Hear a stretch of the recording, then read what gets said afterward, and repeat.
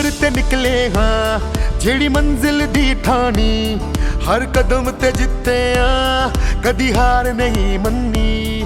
जिस पिड़ दे विच लथे असी झंडे गाड़े ने, तूफाना नाल खे के कई दरिया तर छड्डे।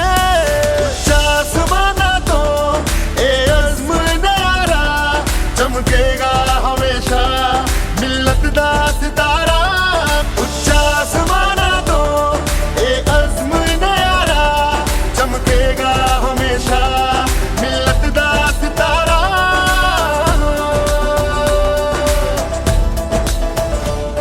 ताकत है किसाना दी, जरूरत जवाना दी, मिट्टी चों कढ़िया ए कुदरत दे खजानियां नू।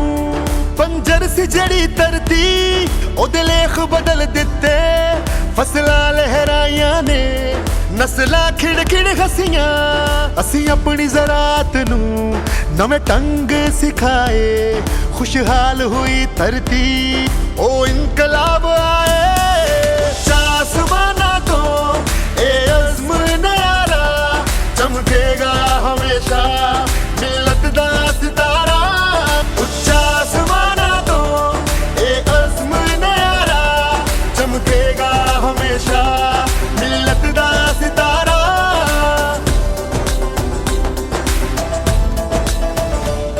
संगतां दी तरक्की नू असी तेजी दित्ती है, अपने टिल ते जीवन दी असी जात सिखाईए। मेयार मिसाली है जिद्दत दे असी खोजी, हर दौड़ च जिते हाँ असी राज सदा कीता।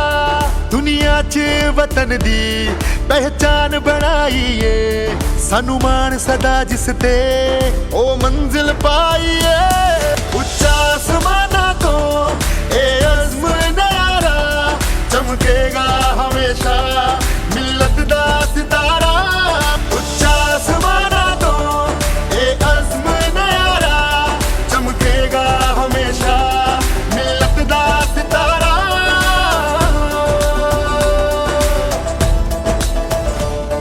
मिल्लत दे नाल जुड़िया नस्लां दा भरोसा, खुशहाली दा सूरज हर वेले विच लथिया। इस देश दे सारे रंग ए रंग साडे ने, इन्हां रंगां नाल बनी ए सूरत वहादत दी।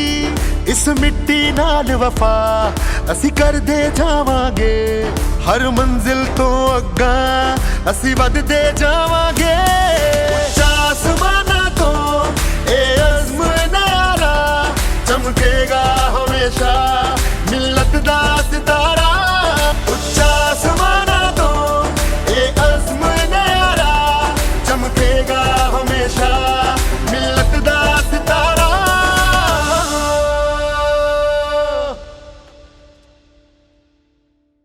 खिदमत के 60 साल। मिल्लत ट्रैक्टर्स लिमिटेड।